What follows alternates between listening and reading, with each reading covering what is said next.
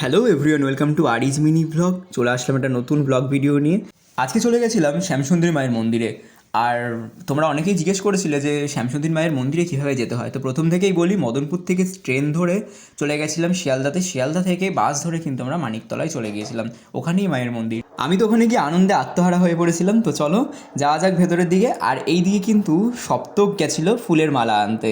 তো সপ্তক নিয়ে এসেছিলো ফুলের মালা, আর ওইদিকে মায়ের কিন্তু খুব ফেভারিট যেটা চালকলা এবং চকলেট ক্যাডবেরি দিয়ে মাকে পুজো দিতে হয়। তো আমরা সেই রকমই যথারীতি নিয়ম মেনে ওখানে চলে গেছিলাম। আর এখানে কিন্তু ভক্তদের প্রচুর ভিড় পড়েছিল, সবাই কিন্তু মায়ের কাছে এসে প্রার্থনা করেছিল একটাই কথা, মা তুমি দেখো। তো আমরাও গেছিলাম সেই কারণেই। এদিকে রয়েছে স্বপ্না, আমার একটা বান্ধবী।